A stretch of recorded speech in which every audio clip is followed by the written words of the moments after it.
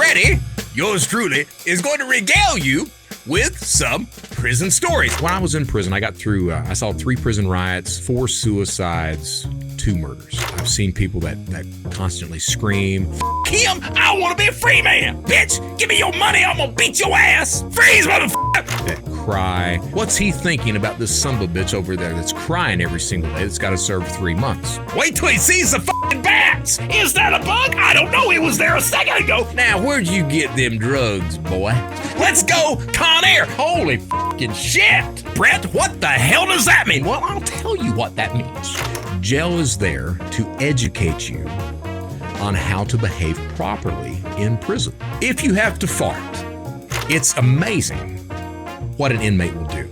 You're either going to be the man or the woman in this relationship.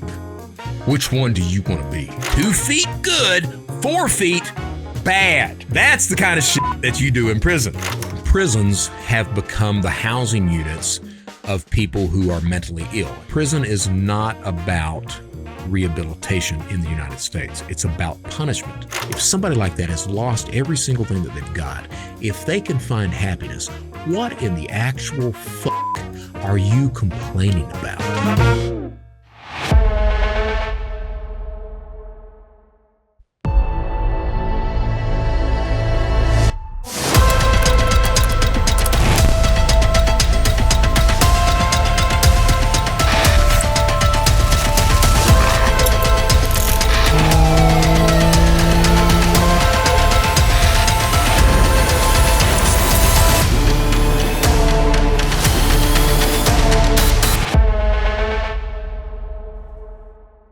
I'm Brett Johnson, former United States Most Wanted cybercriminal. In today's world, criminals come in all shapes and sizes, but they've all got one thing in common.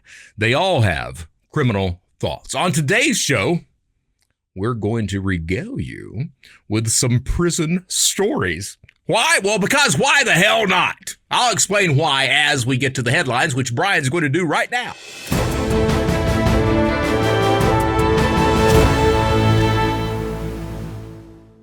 6 former Mississippi law enforcement officers were sentenced to decades in prison during hearings in federal court in Jackson this week for their roles in the torture of 2 black men, according to the U.S. Department of Justice.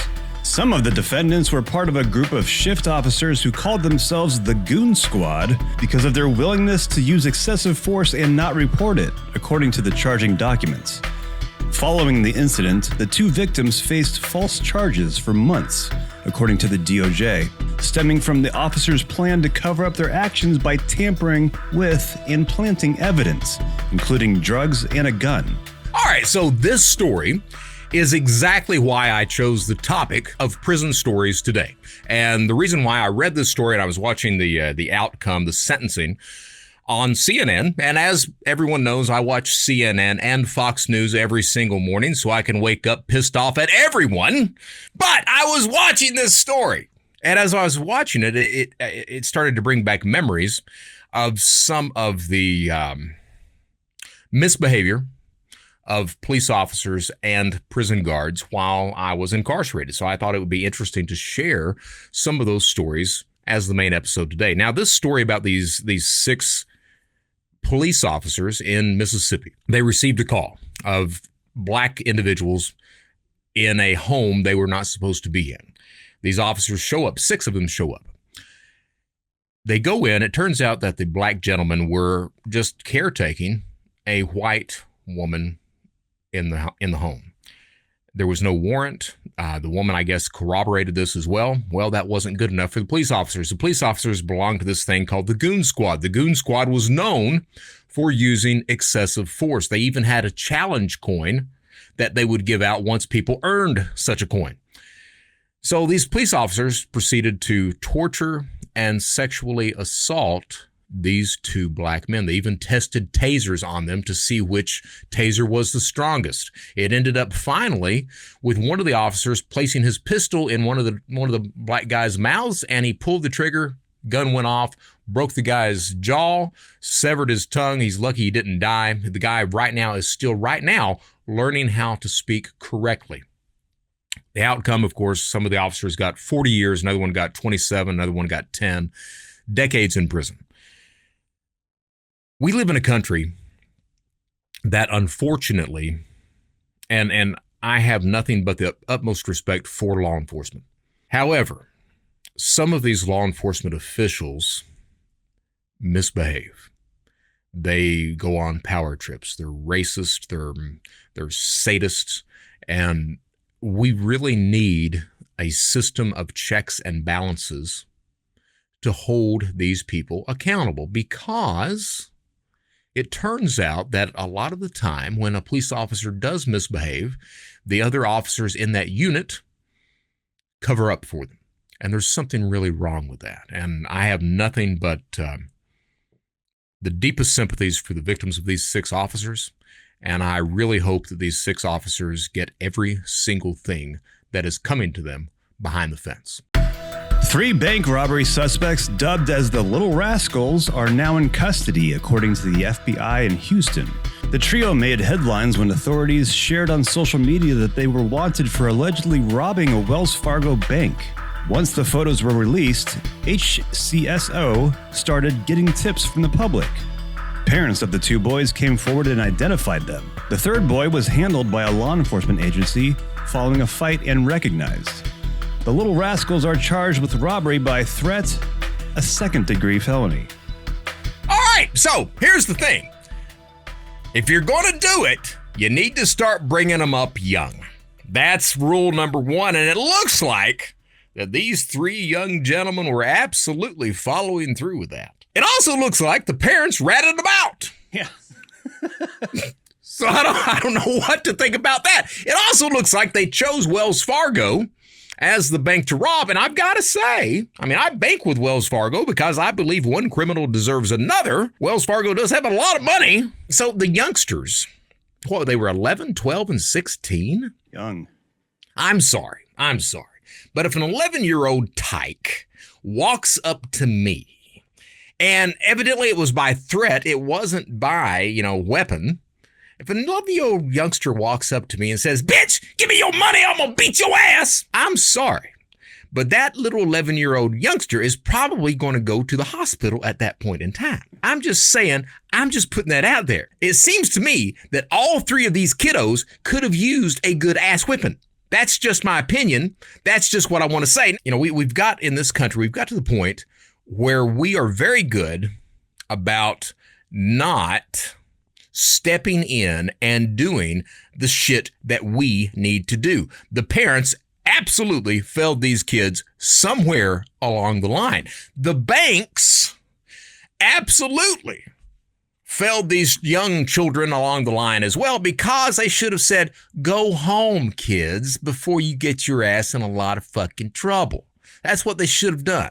Little rascals, give me a friggin' Who were they? They were Spanky, and there was Buckwheat. I don't even know if I'm allowed to say Buckwheat. There was someone named There was Was it Squiggy? No, Squiggy's on Laverne and Shirley, right? Alfalfa, that's the guy. Yeah. That's the guy. That's right. That's all right. He was the ringleader. So I'm guessing the 11-year-old's the ringleader. Yeah. That's what I'm guessing. California police say they have arrested a pastor on suspicion of attempted murder, charging that he paid nearly $40,000 to have his daughter's boyfriend shot in a murder-for-hire plot in 2023. The victim said that last year he was shot multiple times from inside a car that pulled up alongside his vehicle. He was injured and drove himself to a hospital where he was treated for gunshot wounds. Police say they uncovered evidence that Pasillas met with the hitmen, paid them, and provided information on the boyfriend's whereabouts the night of the shooting. How did that conversation go? And God said to tell me to tell you to go ahead and take out my daughter's boyfriend. Yes, I was awoken by a shining bright light. Overheard a glorious spirit. He gave me that message and he said, "You need to hear it." So I don't know. I'm used to seeing these stories about preachers that are always diddling the secretary, squirting salvation into their soul, I guess is what they're doing.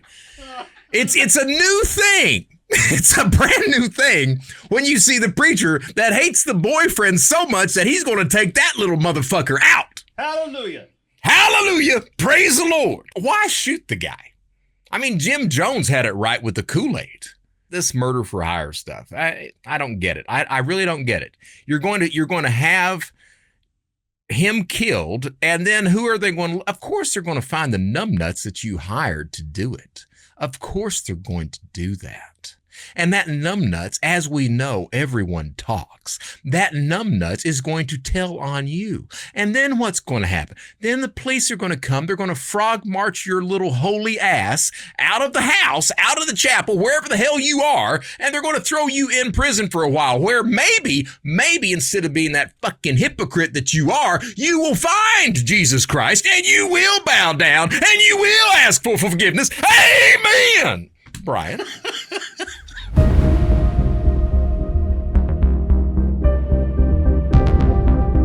On today's Criminal Insight, we're going to talk about the philosophy of fatalism. Brett, what the hell does that mean? Well, I'll tell you what that means. So you've got two different types of crimes that are committed. You've got emotional types of crimes, just knee-jerk reaction types of crimes. And then you've got the types of crimes that are planned, plotted, schemed at, and then committed that way.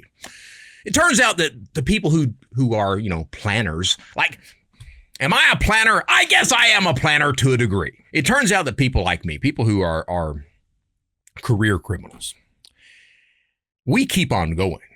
And as we keep on going, at some point along the line, we start to understand and realize that this ride is coming to an end, that law enforcement is nigh. Like with ShadowCrew, for example, people who follow my show know that I built and ran the first organized cybercrime community. We intercepted Secret Service text messages of them investigating us. Absolutely. We had those messages of them having that investigation against us. We saw IP addresses coming in from various law enforcement agencies. Local and state law enforcement agencies on various forums were discussing ShadowCrew. We knew the end was nigh, but we kept on. So why did we do that? Well, this is something that is not just unique to Brady, yours truly. It turns out that a lot of criminals, they start to understand or realize that things are coming to an end.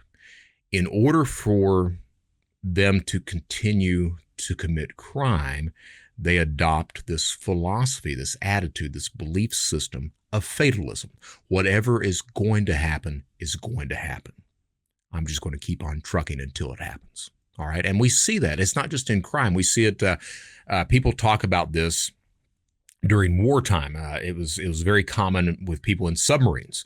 You're in that damn metal tube, hundreds of feet below the surface, and you could die at any moment in time. And instead of worrying about that, you just give it up to whatever higher power that is. Whatever's going to happen is going to happen. You look back at someone's case, like me or bank robbers or anything like that. You look back at these cases, and a lot of the times you're looking and you're reading the case, and you're like, dude, didn't you know they were there? I mean, you were doing this, you were doing that, you made this mistake, you made that mistake, and yet you kept on going. And the reason people keep on going is because, hey, whatever is going to happen is going to happen.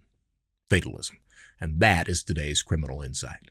On today's main episode, Brady, yours truly, is going to regale you with some prison stories.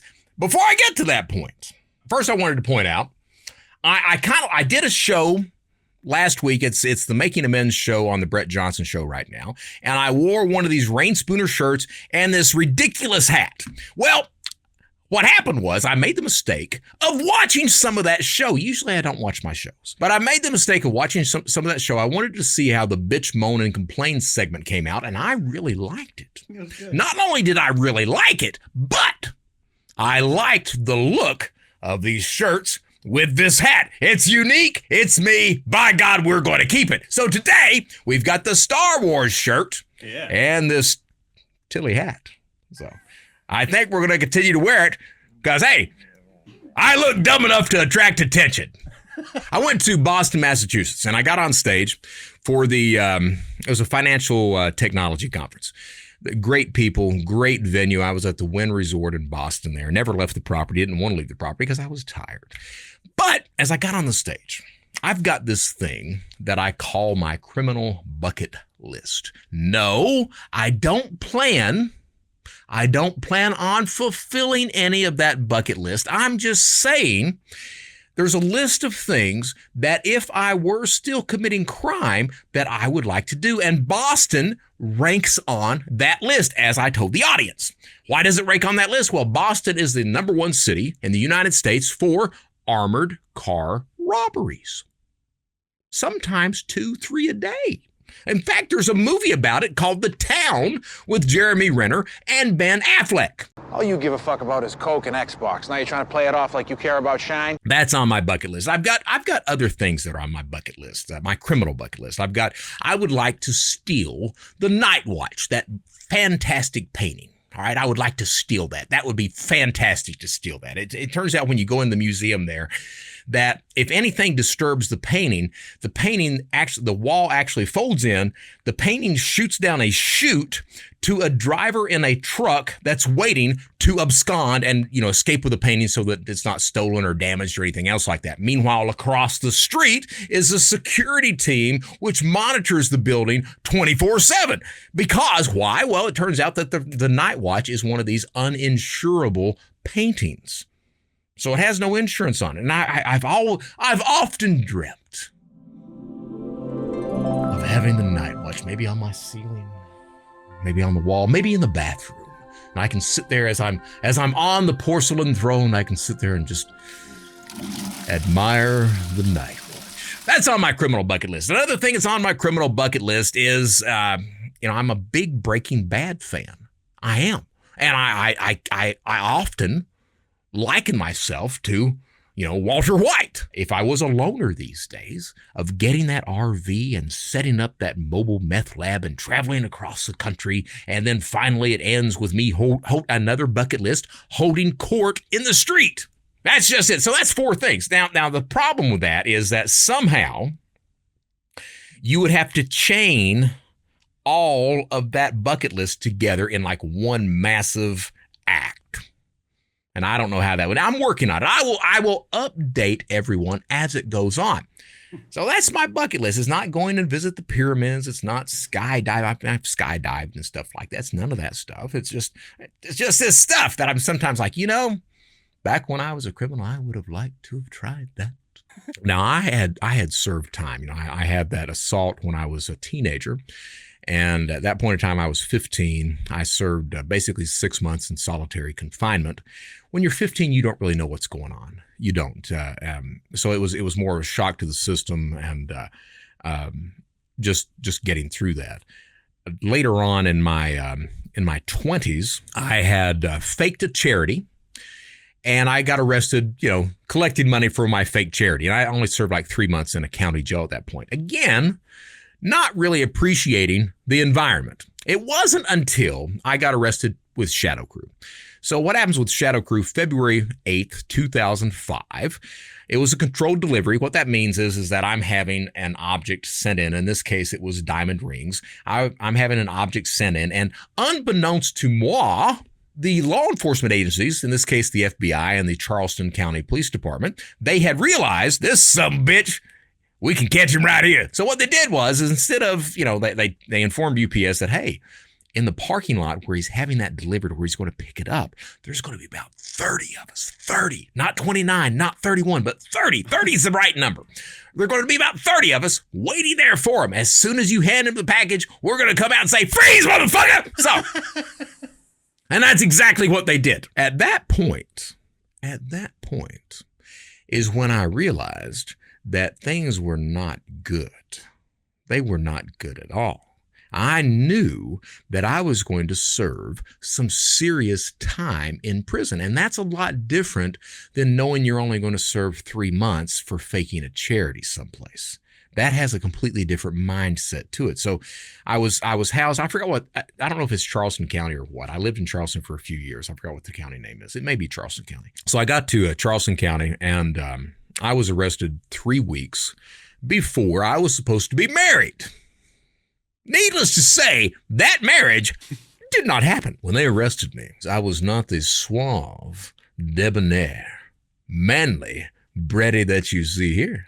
No, sir. I was the broken, crying, blabbering, idiot, crybaby bitch, Brady. That was back then. I was crying like a motherfucker. I really was. Now, that's prison language for you. I was crying like a bitch. So for the first 7 days, they had me in they didn't send you to population. It was the county jail. They didn't send you to general population the first 7 days. They had you in a holding unit. So this holding unit consisted of, there were 3 cells with 4 bunks in each cell. And then there was a general population room that had 2 of the metal picnic tables and then had a toilet and a sink. All right. The cells were filled up. Now, in that whole room, there were probably 40 men. It was so crowded that you had to sleep on the picnic table. So you'd have a man on the table itself. You'd have a man on each one of the benches that you sit on. And then in the floor, you had mats in the floor. That's how crowded it was. There's probably 40 people in there. And we were in there. I was in there for over a week until they sent me to general population. And crying every single day. And Brian asked this question. He was like, he pointed out that he had heard that county jail was worse than actual prison. It absolutely is. It absolutely is. You get to the problem with county jail is you get a mixture of different criminals in that environment. And these days they try to separate federal inmates from county inmates or state inmates. And the reason they do that is because you get some guy that comes in, and this is very, very common. You get some cat that comes in and he's been arrested for drunk driving and he's crying. He's or like me. You get some guy that's crying every single day because he may have to serve a few weeks or a couple of months in jail. Meanwhile, you've got a guy that's looking at 30 years. What is that guy that's looking at 30 years is not saying a damn thing, is just sitting there stoic every day? What's he thinking about this son of a bitch over there that's crying every single day that's got to serve 3 months? Well, what happens is he listens to that for so long until his ass gets tired of it. He gets up one day and he beats the shit out of that little crybaby, gives him something to cry about.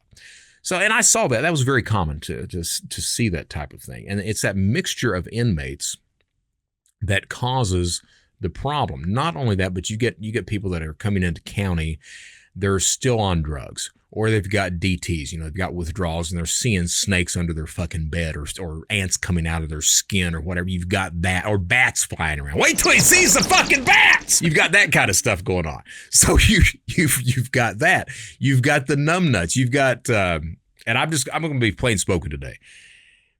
A lot of the people who are arrested. It turns out that law enforcement really likes to arrest African Americans. That's what it turns out. There's a whole ton of them in there. And the reason why, and again, I'm just going to be plainly spoken, the reason why they like to arrest African Americans is because typically an African American, the ones that they're arresting, do not come from well-off families. They do not come from good neighborhoods. They come from places where they cannot afford proper representation. And because of that, it's very easy to get a conviction. They're not educated. They don't have enough money for a lawyer. They get the public pretender. The public pretender, what I saw in Charleston is a lot of the times, even before that individual is arraigned, the public defender comes with a plea offer. You need to sign this or you're going to serve a shitload of time. And they talk that defendant into signing it before they're even arraigned. And that's what happens because the convictions are very easy. Law enforcement's very good about cordoning off neighborhoods, making sure that the crime stays in this ethnic neighborhood instead of bleeding over into, white city. So that's a lot of the crime that happens. And because of that, we see a lot of African Americans that are arrested. Now, a lot of the African Americans that are arrested because, they're committing these crimes, and a lot of the crimes, like in federal prison, a lot of the individuals who are arrested on conspiracy charges, drug-related conspiracy charges, and they're typically charged for what's called ghost dope. So ghost dope, for you to be convicted of a conspiracy charge, it takes 2 individuals to testify that you had those drugs. And here's how that actually works. So what happens is law enforcement picks up some bitch someplace. They get him in the chair. They start asking him questions. Like, we found this drug on you. We're going to give you every single bit of time that we possibly can. We're going to make sure that you rot in prison as long as we possibly can. And meanwhile, that guy's sitting there going, and then they look at him and say, nah, where'd you get those drugs, young man? And if you're in the South, they say it different. Now, where'd you get them drugs, boy? They say it like that. That's right, got the Confederate flag, all that shit hanging on the wall. So they say it like that. Meanwhile, this defendant's like, well, I bought them from Bobby Joe down the street. Well, you did you? Well, how much did you buy from Bobby Joe? Well, I bought an 8-ball a day. For how long did you buy an 8-ball a day? Well, I bought that 8-ball a day probably for a year, maybe 2 years. So you bought an 8-ball a day, 3.5 grams every day for 2 years? Yeah.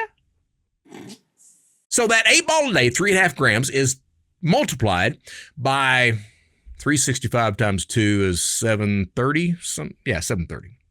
Yeah, 730, whatever that comes up as. All right. That amount of drugs is then charged to the guy that he said he bought it from. If they get 2 people to testify to that, that is a conviction. There doesn't have to be any physical evidence whatsoever to convict that third-party person of conspiracy to traffic in drugs. And you can get 15, 20, 30 years out of that bullshit. That's what's called ghost dope. Turns out there's a lot of people, a lot of African Americans that are convicted on ghost dope. All right. Now, what's the problem with that? Well, I think you can probably see the problem with that. The problem with that is, you get some son of a bitch in the chair that realizes he's going to serve, maybe 8 or 10 years unless he tells on somebody. Well, am I going to say that I only bought 3.5 grams off of him one time? And I had to really beg him to do that because, this guy's an addict and he doesn't really have much at all. Am I going to say that? Because I won't get any time off if I say that. Or am I going to say that he's a drug kingpin? I bought 3.5 grams every day for 2.5 years. I think I'll go with the latter. That way I won't have to serve any time. Shit, I don't even know that guy that well. He didn't want to sell me the shit to begin with. Fuck him. I want to be a free man. So it's not very reliable testimony, but in federal court, it turns out that it's convictable testimony. So there's a whole ton of people that serve time like that. And a lot of these individuals, they liken themselves to rap artists. So in county jail, you have a whole shit ton of people who think that they are rap artists and they are not. And you've got the metal picnic tables. So what do? They pound out the beats on the metal picnic tables. Boom, chugga, boom, my name is Brett. You can't bet. I don't know what the hell I'm going to say. Whatever that is. All right. That's what happens. I'm white. I can't rap. I had a lyrical mishap. All right. So I'm just saying, that's some of the shit you got to put up with. You have these cats that walk into the county jail and they immediately want to start gambling with people. One of the main rules in prison is don't gamble. Because if you end up owing somebody something and you can't pay them, they are going to beat your ass. I have seen numerous individuals that had the bricks beaten off of them because they owed somebody a honey bun. And a honey bun is a very serious fucking thing in jail. Miss Freshly's Frosted Honey Bun clocks in at 610 calories. How do I know that? Because that's the kind of shit you learn when you're in prison. 610 calories. Now, why do I say that? Because turns out in county jail, the meals are not very good. Often you get this stuff that they call it bologna, and it's this slimy, just horrible looking meat. And then you'll get a slice of bologna, a couple pieces of bread. Maybe you'll get some mayo or mustard spread on that as well. And then you'll have whatever's left. They typically throw you in like two fake Oreo cookies on the tray. maybe some peas and carrots, mashed potatoes. Sometimes you get a conglomerate of just crap. Typically, I mean, someone who comes to county jail, what you see is and this is one of the interesting things. You see somebody that comes in, you'll know immediately whether the person that comes in has been down, has been in jail or prison before, or if this is their first rodeo. And the reason you'll know that is when food is delivered, the new guys, the ones that have been in trouble for the first time, that they're scared to death, they won't eat. They don't have any appetite. Meanwhile, the people who have been down before, they're sleeping. They're saying, hey, you gonna eat that shit? Well, if not, let daddy get it. And at that point, they eat it for you. A lot of the time, but not a lot of the time, but for new guys coming in, you're going to lose a massive amount of weight. With my first 3 months being locked up, because I was that scared, crying bitch, for my first 3 months locked up until the Secret Service got me out so that I could then, rip them off and go on a cross-country crime spree, steal $600,000 in the space of 4 months, wake up one morning on the United States Most Wanted list, go to Disney World, get arrested, sent to prison, escape from prison. For my dumbass, I was that crying guy that didn't eat. And those first 3 months, I think I lost like 37 pounds those first 3 months. And that is not uncommon at all to do that. It's only for the people who know the rodeo, who understand that, hey, I don't care what's on that tray, you had better eat it. For those people, it's a much more not anxiety or stress-ridden experience, all right, because they've been through this bullshit before. That's kind of what county jail is like. The pods that I was in 2 different county jails in South Carolina. I was in Lexington County Jail, and then I was in another county jail that is in Columbia, South Carolina. For those county jails, you had a pod. So if you've seen the shows on A&E, the prison shows or what have you, we had a 2-tier, 2-story pod. On the outer perimeter, inside were the cells, upper and down. On the inside of that, the floor, that's where your metal picnic tables were. In Lexington County, we were locked up on a 23-1 schedule. So you were locked in your cell 24 hours a day. You got out an hour a day. In that cell was a 6x9 cell. You had 2 bunks in the cell. You had 4 men in the cell. So in the cell, you had 2 bunks side by side. At the far end, you had the toilet sink combination. All right. So what you'd see 2 men in those bunks, and then you had 4 people in the room. Then 2 men would sleep under the bunks because it was so crowded. That's what you had to do. And I remember when I got there, I had heard all the prison stories. As a matter of fact, the Jim Ramacone, the head or second in charge Secret Service agent in South Carolina at that point in time, when he gets ready to lock me up, he's like, get ready for fuck you in the ass federal prison. I'm like, I am not that way. So I'm scared to death. So I go in the cell, and there's 2 cats in there. And, I've got my bunk, and they tell me that, hey, you've got to sleep under the bunk. I'm like, okay, that's fine. So I, lay my mat under the bunk, and I'm sitting in the floor and everything. And one guy looks at me, he's like, man, you can sit on my bunk if you want to. It's like, no, man, that's all right. He's like, well, do you want a honey bun? And I'd already heard stories about that. Someone gives you a honey bun and you eat it, and then they look at you and say, hey, man, I need that honey bun back. Well, I'll pay you. I'll give you a honey bun back when commissary comes. And no, I want that honey bun back. But I just ate that honey bun. Well, then how are you going to pay me back my honey bun? And that's when you get diddle. All right. I was worried about stories like that. So what happens is this cat, he's like, do you want honey bun? I was like, no. And he's like, man, come on, man. It ain't like that in here. Have a seat on the bunk. It's fine. You can sit down in the corner. It's fine. I'm like, okay. So sit on the corner of his bunk, and he's talking. He's like, so, what are you in here for? And I was telling him, about all the computer crime and all that, and, the credit cards and all this other bullshit. I was like, that's what I'm in here for. He's like, well, that's cool. He's like, well, look, he said, this is the way the prison works. The way this is going to work is in prison, you can either be the man or the woman in a relationship. Which one are you going to be in our relationship? Do you want to be the man or do you want to be the woman? And I'm like, dude, man, I don't do that shit, man. I'm sorry. I don't want to do anything like that. He's like, look, man, the way it's going to be, You're either going to be the man or the woman in this relationship. Which one do you want to be? And I looked at him, I was like, well, I guess I want to be the man. And he looks at me and he's like, good. Now get over here and suck your wife's cock. And I was like, ah! And then both of them look at me all of a sudden. They're like, ha, we got you. We got your ass on that one. And I'm like, holy fuck.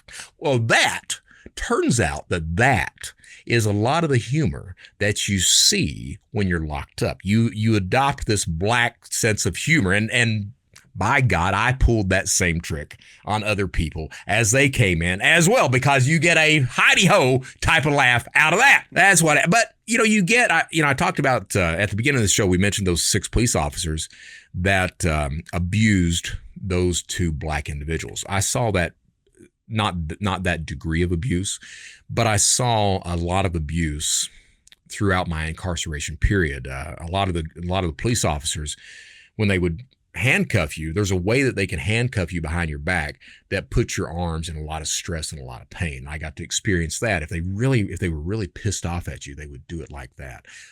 There was a guy at Lexington County, one of the guards, several years prior to that, there had been a prison break, and he and a white officer were in the unit.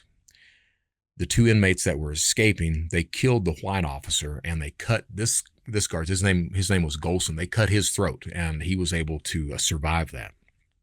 Well, instead of them benching that guard like they should have done, they allowed him to come back to the job, and he became a very sadistic prison guard. I saw him at one point. So the doors of the cells, a lot of those cells, you're given a plastic spoon so you can eat your meal. And a lot of the time you can take that plastic spoon and you can pop the lock on those doors. Yeah, that's how secure a lot of these jails are. So you can pop the lock on those doors, get out and run around each other's cells when you're supposed to be locked down and stuff. So they caught these 2 kids. I say kids, they were adults. They caught these 2 kids out popping the locks and visiting other cells and all that. So Golson, what he does is he puts them in leg irons and cuffs for 3 days. Lets them stay there for 3 days. And, what happens is, I don't know if you knew this or not, but what happens is when you're in cuffs that long on your legs and on your hands start to swell, your feet start to swell, then they start to, water starts to come out of them. It gets to be very painful. So I saw him do that. I saw him with a fight with a guy. 2 inmates were fighting. He comes up and he starts tasering both of them. After they quit, he's still fucking laying the taser to them. I saw that. I mean, this is not uncommon for county jails. There's tons of stories like that to tell. The first suicide, I've told this story before. The first suicides that I saw when I was in prison, I saw 3 prison riots, 4 suicides, 2 murders. The first the first suicide that I saw, I was in Lexington County. We were on that 23-1 lockdown, and there was this inmate, black kid. He was in there for breaking a bicycle shop window, and his bond was $600. That's all he had to do to get out, and he'd been there for a few weeks.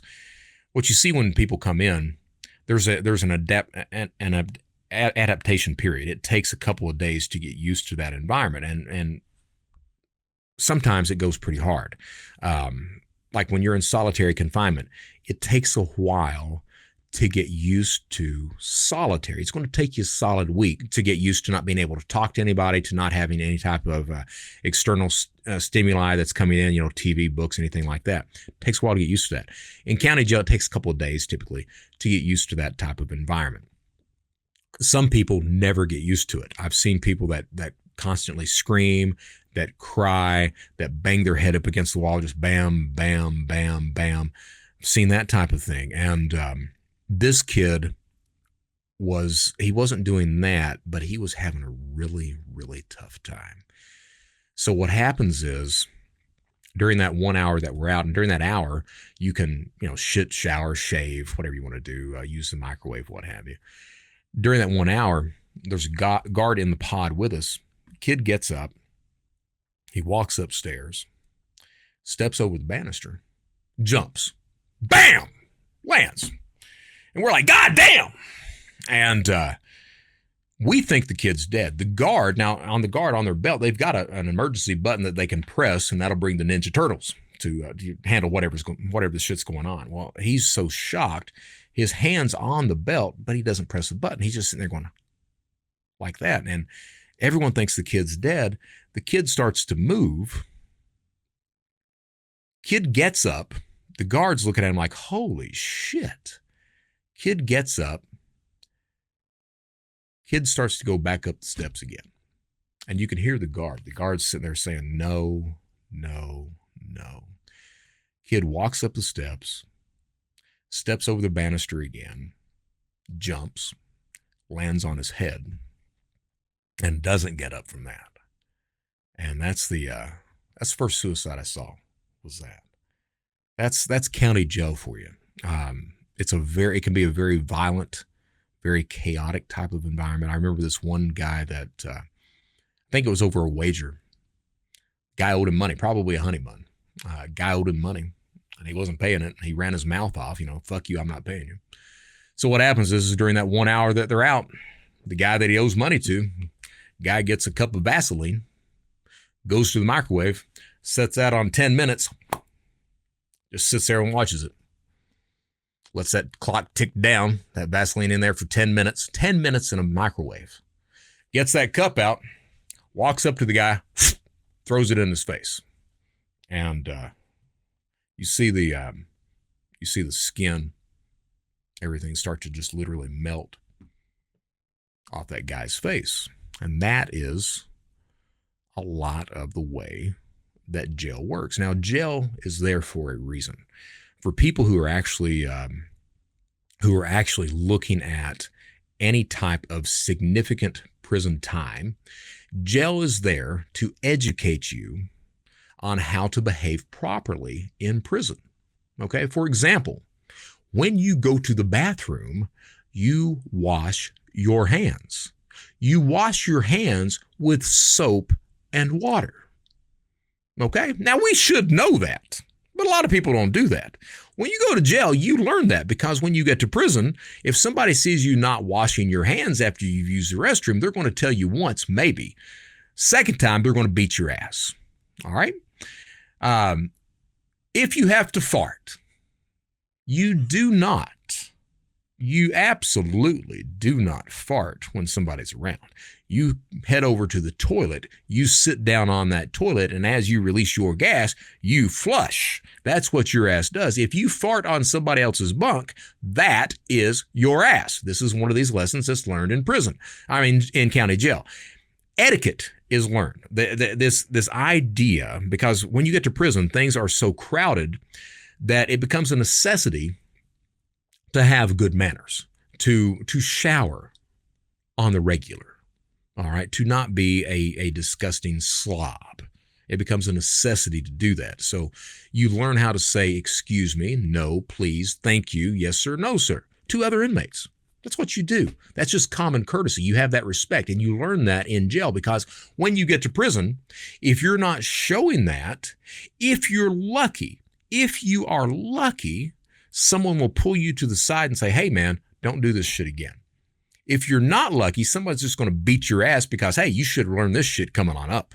If you piss on that toilet seat or the floor, so say you're in one of these 6x9 cells, all right, and you've got 4 men in this 6x9 cell. Now, you're in there 23 hours a day, all right?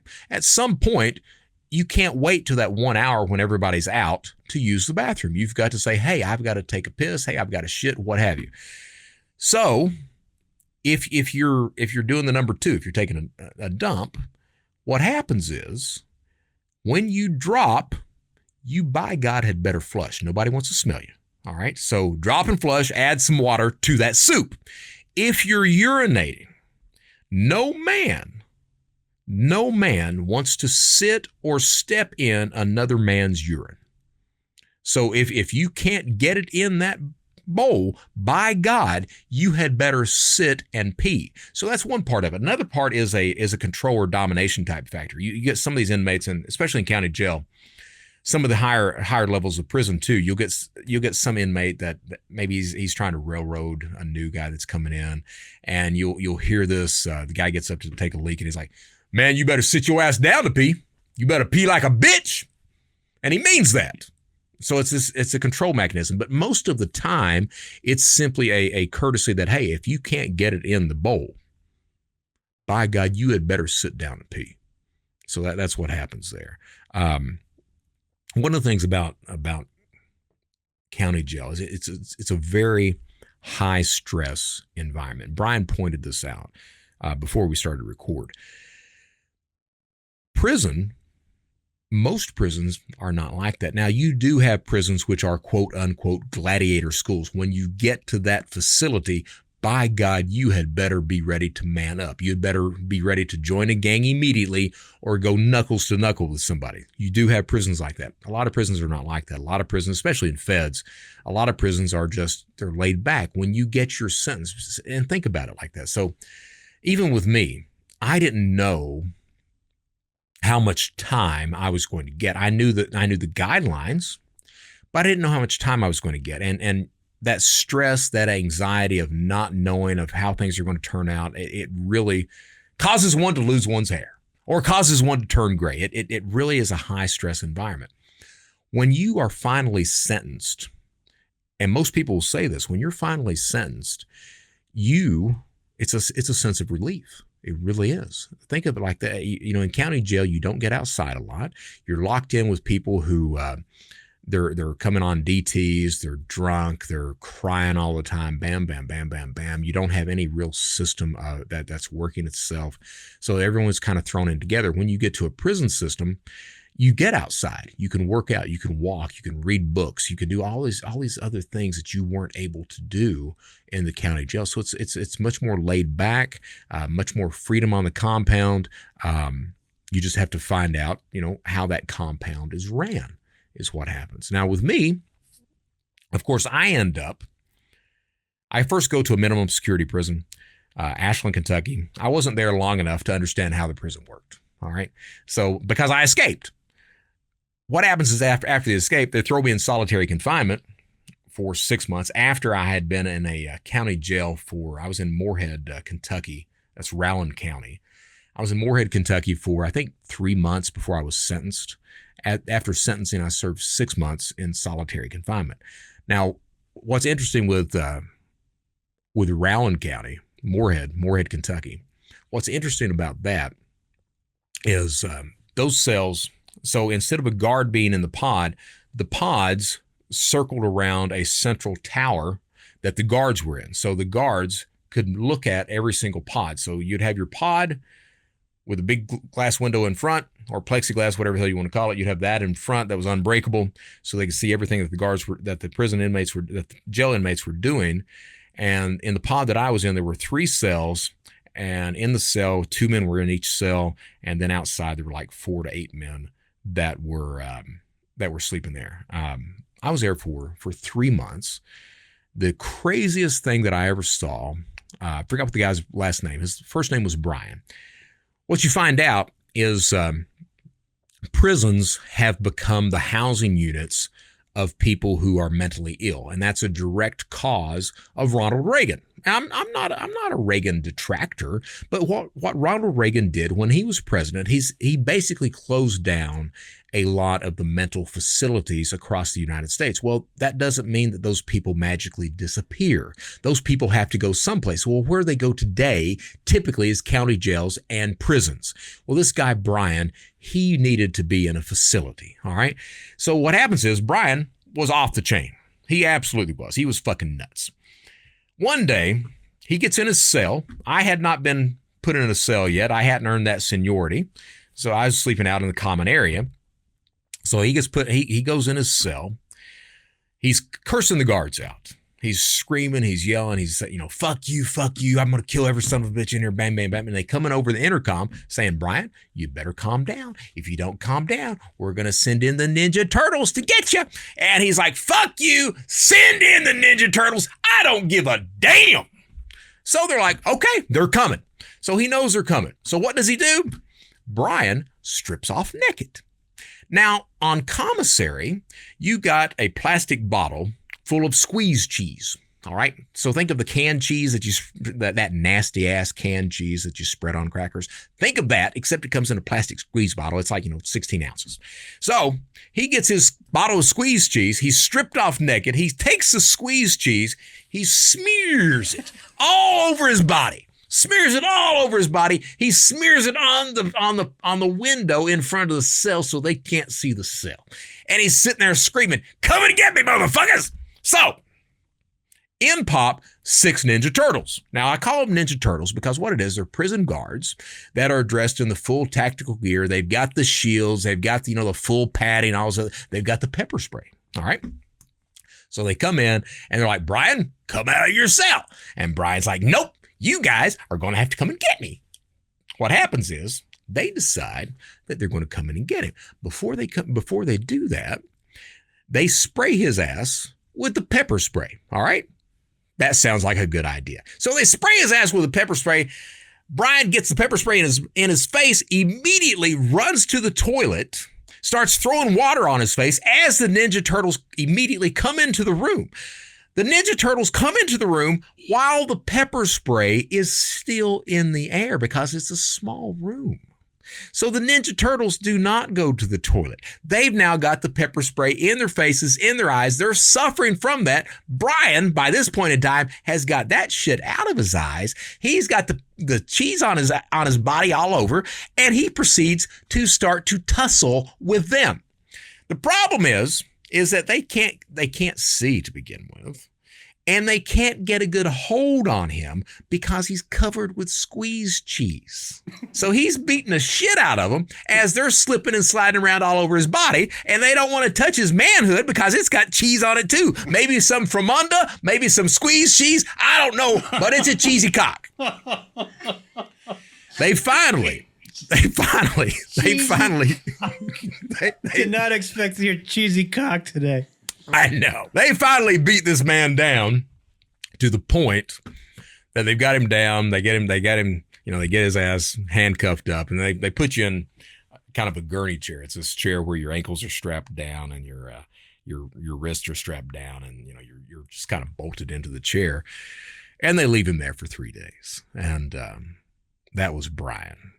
Another guy that came in, he had you see a lot of people that come in, they run their mouths. And that's one of the things that really gets you beaten down pretty quickly. This guy was a big guy, corn-fed, redneck-looking guy. And he wasn't telling anybody what he was in for. But he would run his mouth constantly. So in our cells, we had a Coleman cooler, one of them big, 40-quart Coleman coolers. We had one of those that they put ice in so you could have, some ice because it was hot in the cells. So it gets so hot in the cells, you got concrete on the walls. It gets so hot in there because you don't have air conditioning. It gets so hot that the concrete will actually bleed. Not bleed, but sweat. So you'd have water that would run down the concrete of the day. So, you need some ice or something to stay cool. When I was in solitary, same thing in solitary, we didn't have air conditioner. So you'd take your sheet, you'd wet it down in the sink, then you'd spread the sheet on the floor, you'd strip down to just your boxers, and you'd lay on the sheet, and that was all you'd keep cool during the day.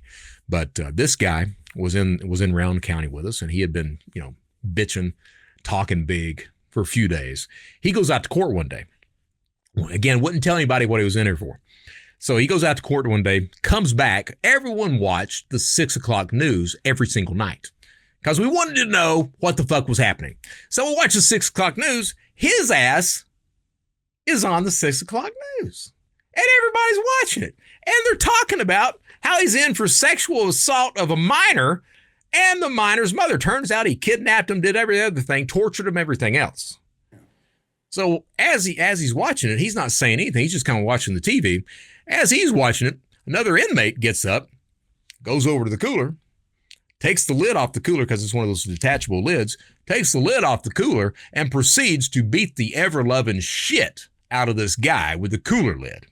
That's another thing that happens. You don't run your mouth in there. You know, you don't do that. I got to Big Spring, Texas.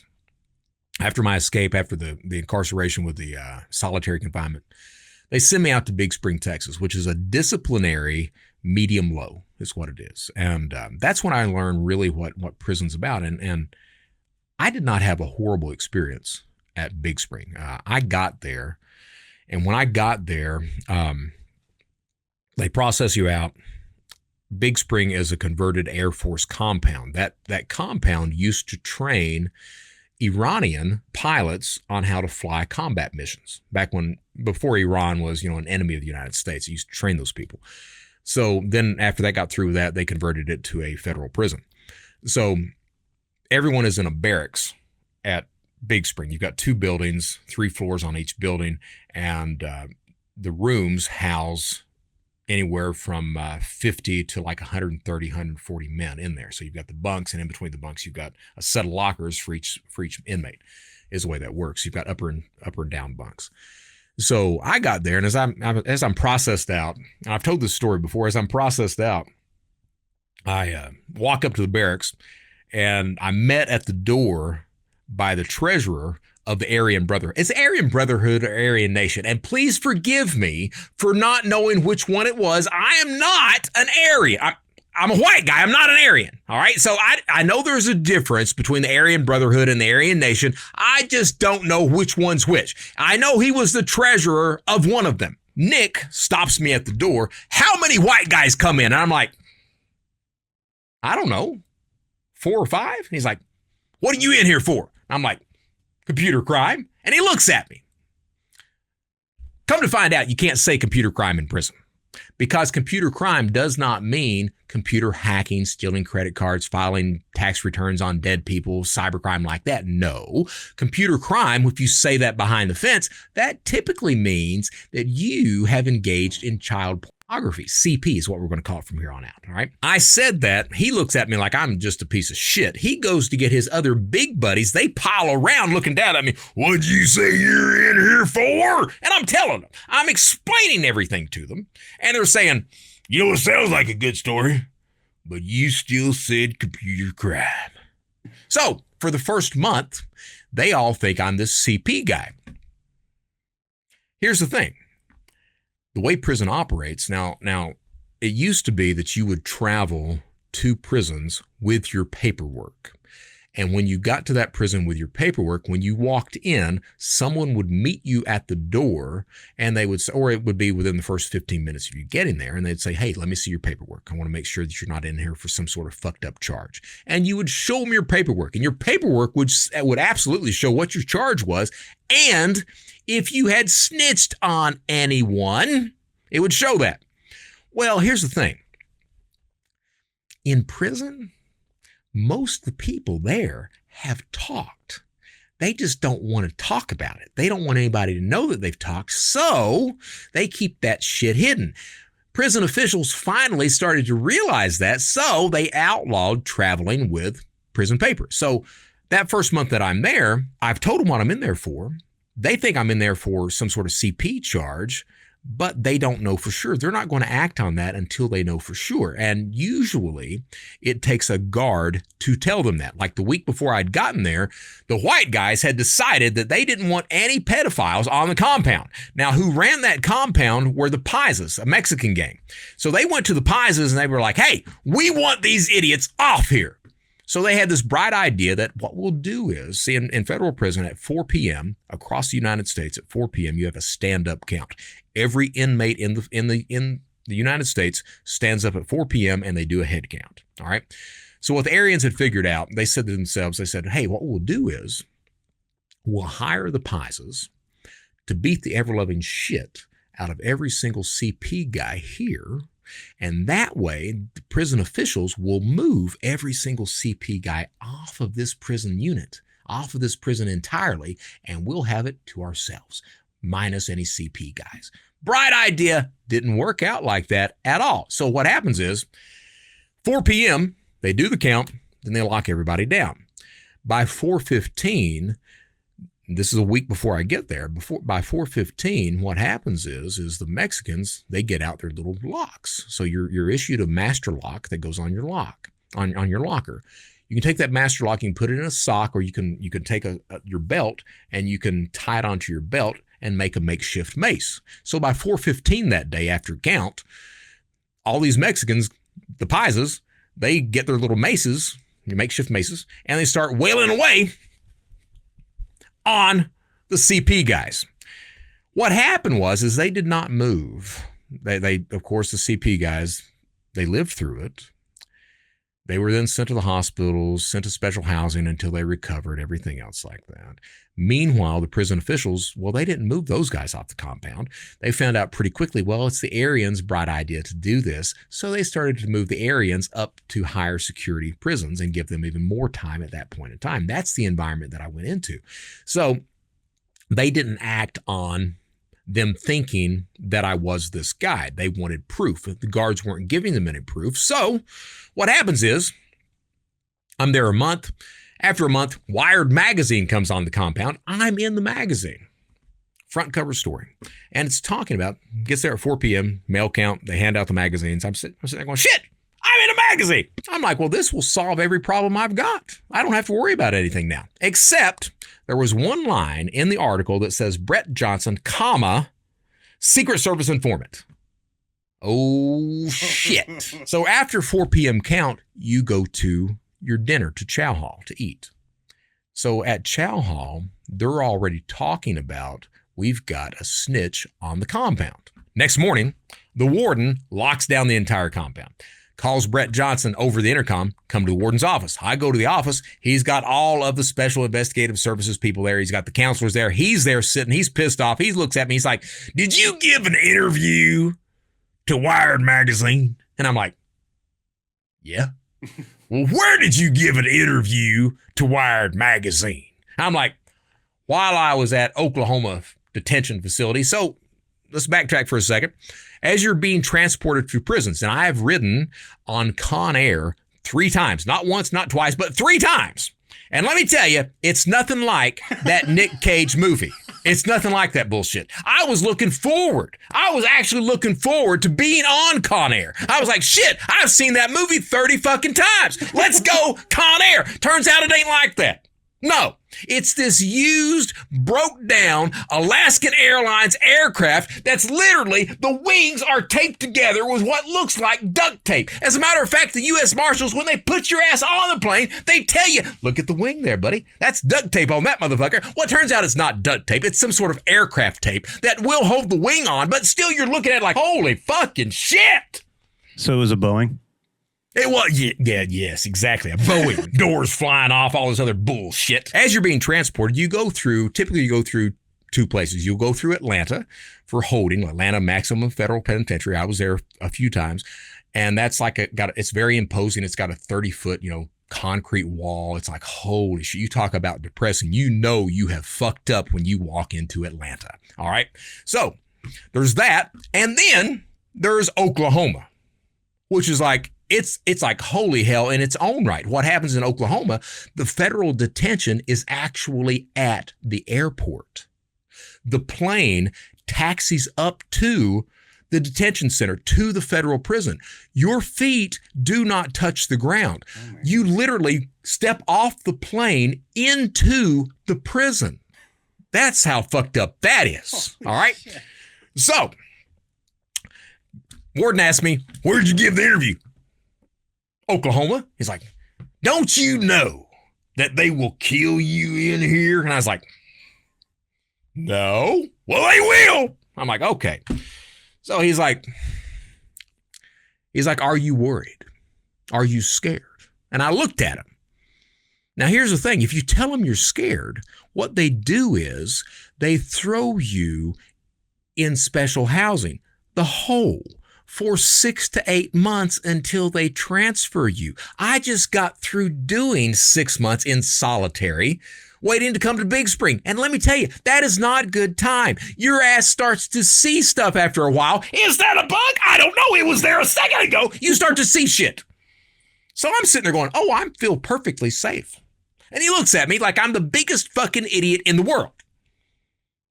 He says, go back to your bunk. And if anything happens, if anyone says anything to you, you had better come and tell us because they will kill you in here. Do you understand? I'm like, yes, sir.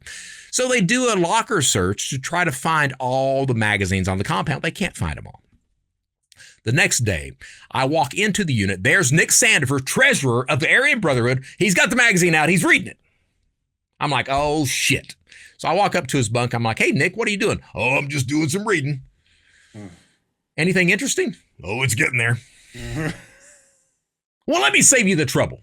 So I take the magazine, show him the article, the line. He's like, already knew. I was like, well, Nick, are we going to have any difficulties? And he's like, well, did you snitch on anybody that's here right now? I was like, no. He's like, well, until someone gets here you told on, we are not going to have any problems. I was like, oh, good. He's like, but I need you to do me a favor. In federal prison, everyone has to have a job. Doesn't matter what you do, you got to have a job. Everyone works. I got a job in education teaching literature. Turns out it was every Wednesday, 6 to 8:30 p.m. Taught literature. Turns out that every single Aryan on the compound signed up for my literature class. Even some guards attended sometimes. Now, did we teach lit every single Wednesday, 6 to 8:30 p.m.? No, we did not. We taught fraud every Wednesday, 6 to 8:30 p.m. Help me help you. I'm here for you guys. That was job number one. Job number two, you know, it's like this spidey sense. You know immediately when someone steps off the bus, whether that individual is in for CP charges. You know it. They have this look, their stance, they look like they're about to be killed. They're scared to death. They have this look and this kind of aura that comes off of them. What happens when an individual like that steps off the bus and comes into the compound, a member of their race is supposed to go up and talk to them. All right. And that talk, I was the guy that did the white guys. So that talk goes like this. You walk up to the guy and you're like, hey, man, how you doing? I'm doing all right. Well, look, I wanted to talk to you because I wanted to make sure that you're not in here for some sort of fucked up charge. All right. Now, I'm not saying you are. All right. I'm not saying you are. But if you are in here for some sort of fucked up charge, you need to tell me nothing's going to happen to you. You need to tell me you'll be okay. Because if you don't tell me, if you tell me everything's fine, and then you start to associate with those guys over there, well, those guys over there, when they find out you're in here for something that's fucked up, they're going to beat the shit out of you. So what do you want to do? Most of the time, the guy at that point in time would say, man, I just want to do my time. At that point, you understand, hey, you're in here for something that's fucked up. So here are the rules. Oh, shit. Yeah. You are not allowed in the TV room at all. So the way the TV rooms work, got 3 TV rooms. You've got the white room, the black room, the Hispanic room. We don't call it that because we are politically correct. We call it the NASCAR room, the BET room, and then whatever the fucking Hispanic room is going to be called. Whatever the show is that people are wanting to watch at that point. You know, the love stories during the afternoon, whatever the fuck that is. That's the way that operates. That's it. Telemundo room. All right. So that's what that's called. The way the TV room works is by seniority. All right. So those floor tiles, your plastic chair, you get 4 floor tiles, and that is where your chair sits. You're not allowed in that TV room. You're not allowed to sit on another man's floor tiles unless he gives you permission to sit on those floor tiles. When that man leaves, when he's either discharged or he's transferred to another prison, depending on the prison that you're at, he can give it to somebody else, or the next guy that's in line for seniority, he gets that spot. That's the way that shit works. All right? Sports come first, period. NASCAR comes before everything because, by God, we like to race. That's the way the TV works. And so you tell this guy, you're not allowed in the TV room, period. You may be extorted. Guess what? You're going to lay down and you're going to take it because that's the way that fucking prison works. All right. So that was a conversation that I'd have. And I didn't have to join the gang. I didn't have to, I was never beaten or anything else. The closest I ever came to being beaten what happens is that as I'm teaching these Aryans fraud, this one Aryan decides that he doesn't like me. All right. So his name was Adam, and Adam was very vocal. Adam was not a big guy, but you don't have to be a big guy to get hurt. All right. So Adam would catch me in crowds or in chow halls, and he would start talking really loud about me being a snitch, about me working for the Secret Service. And the hopes were that he would cause somebody to beat my ass, because the white guys had already told him, hey, no white guys touching this guy. His hope was that, African Americans or the Hispanic gangs would load up on my ass. So that went on for a couple of 3 weeks, and we're in the barracks together, and we're all, shooting the shit. So Adam's running his mouth, and I looked over at Adam one day, and I was like, Adam, I just want you to know, man, you're starting to get me scared a little bit. And Adam's like, well, good. I'm glad. And I was like, well, I'm going to tell you the way this ends. The way this ends is you're going to be asleep one night, and I'm going to stab a pencil in your eye. And he looks at me. And I looked back at him, and I said, bet. Well, what happens is, because the other Aryans were there around him at the same time, the next day, Adam checks in. And checks in means you go up to the warden's office and you say, hey, I'm worried about my safety in the prison. I want special housing so I can be transferred.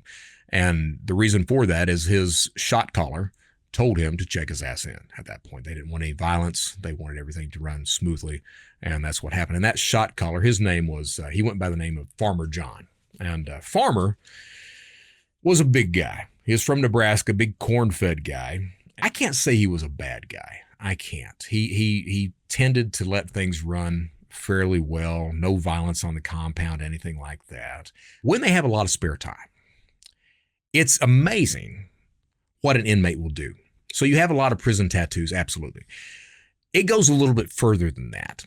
So what was going on that compound, you'd take a domino, like the regular white domino. You take a domino and you'd get it on some pavement, and you start shaving that domino down, grinding it down to where it was like a little pebble or a little shape of some size.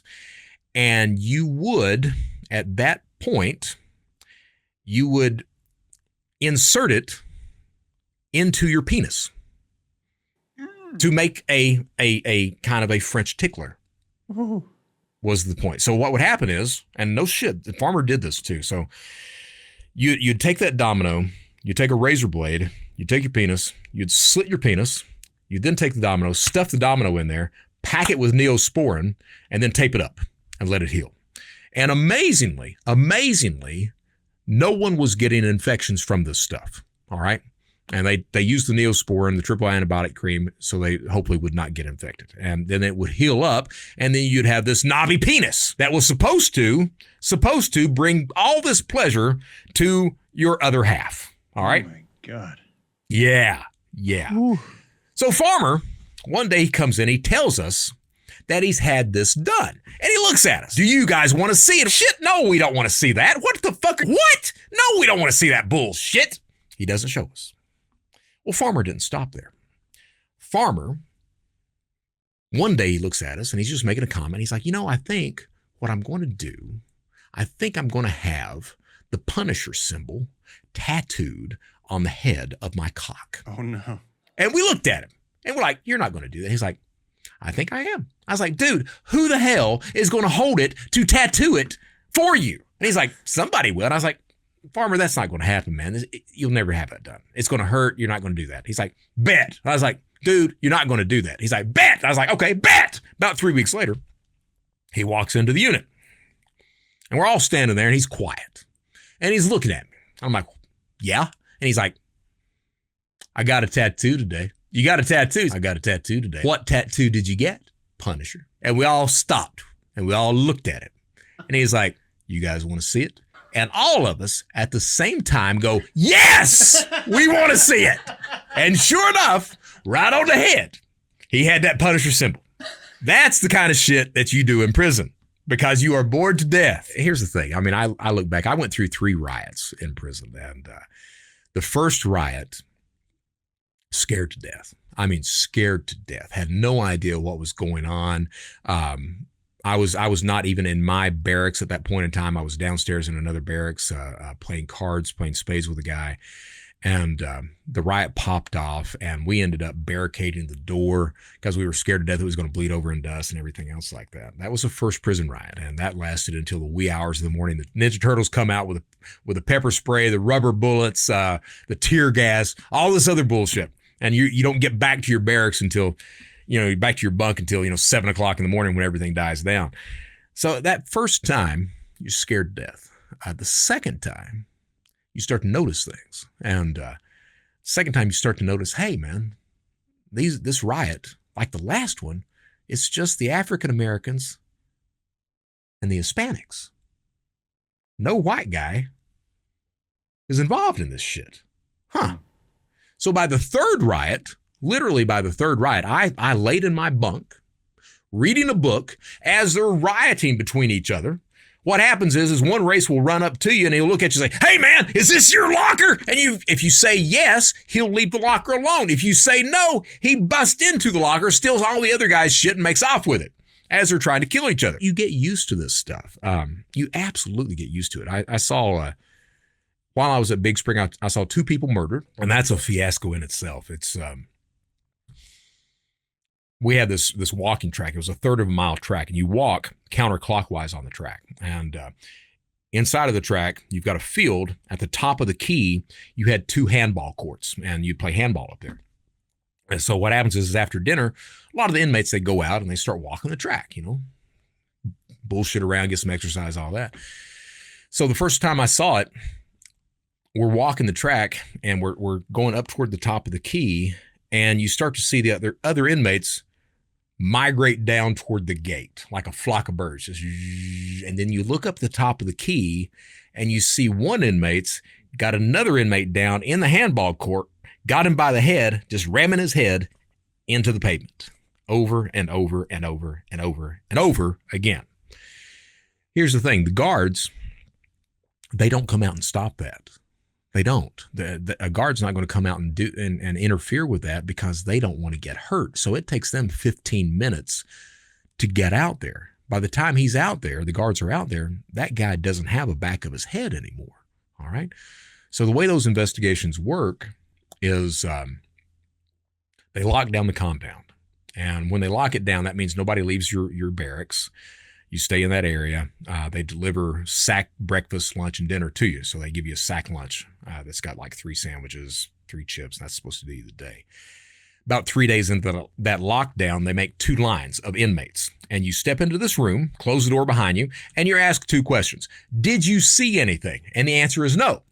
The next question is, if you had have seen anything, would you tell us? And the answer is no. And then they look at you and say, get the fuck out of here. And that's the answers. If you're in there any longer than it takes to say no both of those times, you've got somebody waiting on you when you step out of that room to answer, hey, why the fuck were you in there longer than that? And you've got to explain yourself, and they've got to believe that, or you check your ass in, or you get beaten at that point in time.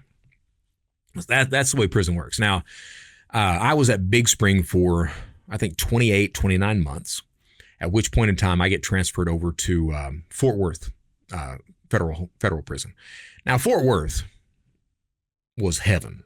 It truly was. You had squirrels on the compound that were tame.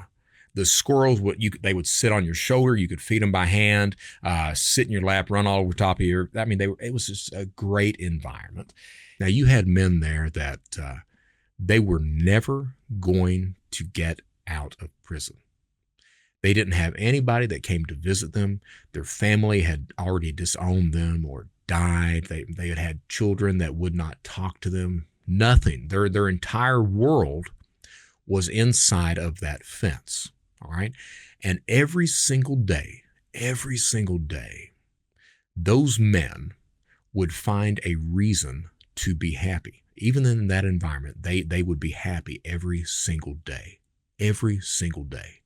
And that's one of the problems I've got today as a free man is I see people that talk about how bad their lives are on the outside of how bad they've got it. And I have problems with empathy these days because I keep remembering these men who have lost everything, who will never be free, and every day, they're happy. They're happy about things, and they're joyful. And not only that, but they're spreading that to other people. They're helping their other inmates that are inside. And I can't help but think, but hey, by God, if somebody like that has lost every single thing that they've got, if they can find happiness, what in the actual fuck are you complaining about? What is going on with you that you free, you've got family that cares about you, you've got friends, you've got loved ones. You may not be making the money you want to do. Guess what? This son of a bitch inside makes 12 cents a fucking hour if he's lucky. And you're going to start complaining about stuff. That's when I started to really find out at that point in time, you ultimately are responsible for your life. If you don't like who you are, where you are, what you're doing, it's up to you to change it. No one's going to save you. No one's going to come in and do it for you. It's your choice to be different than what you are. In county jail, when I was there, I was very lucky. Throughout my entire come up, I had people that took me in under their wing. And this one guy, he tells me that he had been doing like 25 years. He was coming down, and we're walking one day in the county jail around, the inside of the pod, walking around. And the guy, he's telling me, he's like, Brett, take this as a positive experience. Whatever you don't like about yourself, take this now and change it. Don't gamble. Don't spend your time watching TV. Get in better shape, get your mind right. Do the things that you take the time out to be a better you. And you see men that do that every single day. And in the free world, for me to see people that constantly wallow in self-pity and don't do anything about it, I have very little empathy for that because of the environment that I came from. So I get to Fort Worth prison, and Fort Worth was pretty much a cakewalk. It was. You had the squirrels on the compound. You had weight sets on the compound so you could get your ass out and exercise. They had performing artists that would come in. They had softball teams that would come in and play so the inmates could watch. It was a great environment. Buddy was there. Now Buddy was he was African American. He was the biggest man on the compound. Now the reason I say, and I it matters. The reason I pointed out that he was African American is that in prison, in the African American community, someone who is gay, homosexual, is frowned upon. All right? You don't talk about that, especially if you're African American. And I understand it translates to the free world as well. But you don't talk about that. That's supposed to be something that's kept secret. You don't mention that bullshit. Buddy was gay. Buddy was very gay, and Buddy was very vocal about being gay. And Buddy was the biggest fucking man on the compound. I mean, this son of a bitch had muscles out his fucking ass. This guy would do push-ups on his fucking finger. This guy was something else. And Buddy was a joy. He was. Buddy was an outstanding guy. He was in for some sort of drug charge, and he was very friendly and very charismatic and everything. And he, we all associated with Buddy and all that because, we ain't worried about him diddling us. We don't worry about bullshit like that. That don't happen most of the time. What happens is, new inmate comes on the compound, white guy. And brand new guy, had never been locked up before, scared to fucking death was what this guy was. Buddy took a liking to this guy. Buddy really liked this guy. And Buddy would, flirt around with him, all this other stuff. And the guy would be like, man, hey, I ain't doing that. And Buddy's like, yeah, man, come on, man, come on. You want honey bun, man? You want honey bun? You want honey bun? Buddy would just fuck with him. And Buddy did not intend to do anything at all with him. But in prison, you go hard when you go.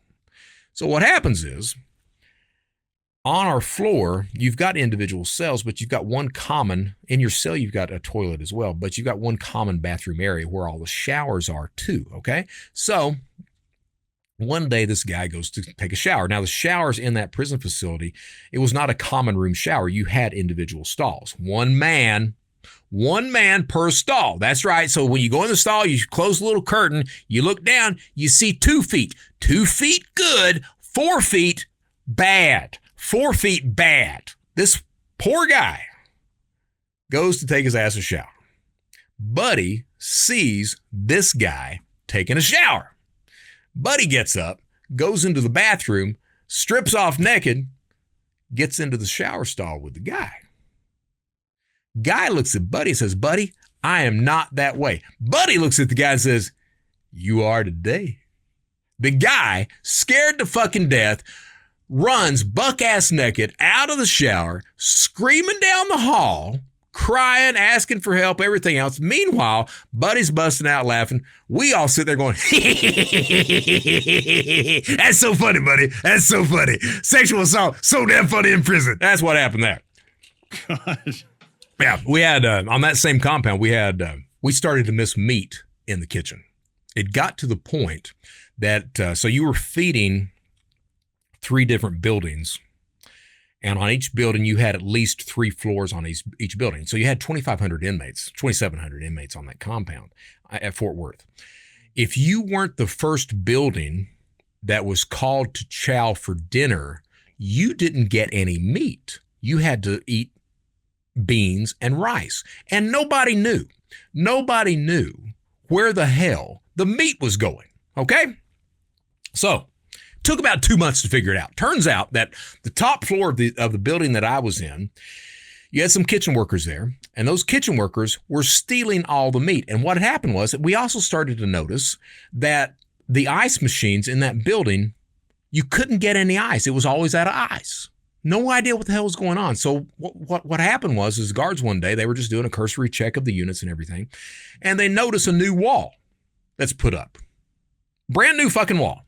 And they're looking at it, and one guard says to the other, was that wall here a few weeks ago? Shit, I don't know. I don't think so. What had happened was the kitchen workers, they were stealing all the meat out of the kitchen. They had built themselves an actual icebox room that they had stocked with all the stolen ice out of the ice machines, and they had stockpiled all the meat in that room. And then the way you cook meat, we had a microwave, but also we had metal garbage cans. So you can take you can build like a burner that you get these 2 metal prongs that stick down. You steal kitchen oil. You put the oil into the metal garbage can, plug in your burner into the wall, put the 2 prongs into the oil, and it heats the oil up so you can start to fry things. So they had started to set up their own business. So you would have to buy any meat that you wanted. You know, if you want an egg, it's going to cost you 3 stamps. That's the way that shit works. And that's so talking about currency. And I know I'm running long in the tooth here, but talking about currency on compound, you have what's called mackerel money, and you have stamps. So mackerel or tuna comes in a foil pouch. So if you go into the grocery store these days, you see the packs of tuna in the foil. Those things sell for about $1.09 on the compound. It's $1 when you try to buy something from somebody else. So if somebody sets up their own store where they're selling honey buns out of their locker or something like that, when you pay them back, you can they'll give you a list on what to pay them back on, or you can pay them with packs of tuna. If you gamble, you'll pay with packs of tuna or stamps, something like that, because you don't have actual currency on compound. Cigarettes is the interesting thing about federal prison. You can get more illicit types of drugs on the compound, but federal law outlawed cigarettes a few years ago. So you no longer have cigarettes on the compound, and that becomes the black market item that most people are wanting behind the fence. A carton of cigarettes sells for $1,000 behind the fence. $1,000. A pack of cigarettes is $50. I forgot what a pack of cigarettes goes for. I know each cigarette runs for about $7 to $8 is what that runs. All right, and the way you pay for that is stamps. You can break down one cigarette into 2 to 3, depending on how you sell it and stuff like that. Typically, the way the cigarettes get on the compound is through guards. So guards will bring the carton of cigarettes on. You pay the guard $1,000, and you go out and you start breaking up those cigarettes and selling them on the compound. And they sell like wild cakes all of a sudden. Typically, you'll see a guard; he'll get his ass indicted at some point for selling those cigarettes. When I was at Fort Worth, sometimes you'll see guards and inmates that will have some sort of romantic/sexual relationship. And I remember this one woman, she was a guard. This guy had been, no other word for it except grooming her. He had been grooming her, telling her, how pretty she was, how attractive she was, how much he loved her, everything else, until she believed that bullshit. They start, having sex in her office. when they can. He finally convinces her to bring methamphetamine on the compound. As soon as she agrees to that, he gets on the phone, he calls his lawyer calls the U.S. Marshals and says, hey, we've got one of my guy, this woman is bringing in methamphetamine to him. Can he get some time off? And the U.S. Marshals are like, well, shit, yeah, he can get some time off. So the woman brings on methamphetamine on the compound. She's promptly arrested, charged for all this other bullshit. And the guy that had set her up gets his ass out of prison. And that is not uncommon either. I mean, there's tons of stories. You guys got any questions to ask about that? I'm not sure what I'm missing about things. Just one really quick one. I've seen pictures of prisoners in prison, and they have TVs and PlayStations and cell phones. And how is that possible? And how do they get them?